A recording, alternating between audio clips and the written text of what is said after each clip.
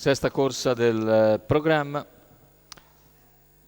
Premio Lions Club Bologna San Petronio, miglio che vede al via 8 soggetti: Billy Pan, Belenecis, Chris di Cavallina, Costante Jet, Cuba del Duomo, Christopher Jet in prima fila, Chance dei Greppi e Chimera Gali in seconda, con favori in chiusura per Costante Jet numero 4, 3 vittorie nelle ultime 4 uscite per l'allievo di Antonio Di Nardo. Macchina che accelera, l'errore di Billy Pan, mentre si slanciano in avanti Costante Jet e Christopher Jet. Billy Pan Christopher si avvantaggia, squalifica per Billy Pan, ma è Christopher Jet che ha preso subito il comando e conduce nei confronti di Costante Jet.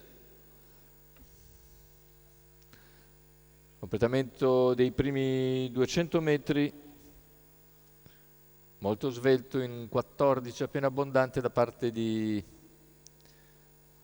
Christopher Jet, che arriva ai 400 in 29,5, già in fase di decelerazione. Ad esterno invece Cuba del Duomo si impegna all'atto di Costante Jet, seguito da Chris di Cavallino. Lungo la corda c'è Belenecis che precede Chimera Gal, mentre anche Chams dei Greppi muove all'esterno. Intanto i primi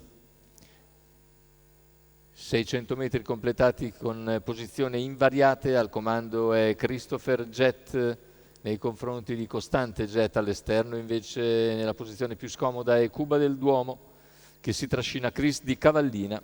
Intanto 1 minuto secco per i primi 800 metri di gara e chilometro che vede Christopher Jet leader in 1:15,5. All'esterno è sempre Cuba del Duomo, alla corda Costante Jet, Chris di Cavallina in seconda pariglia, poi Chams dei Greppi, via via gli altri a 400 o poco più dall'arrivo.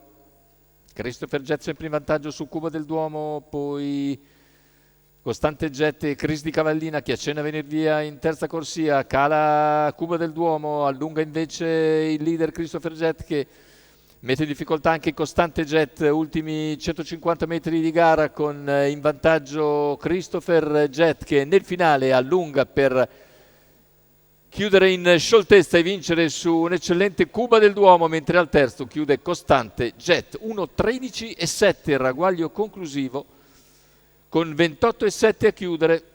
Dopo il 14,2 di lancio, 28,7 a chiudere.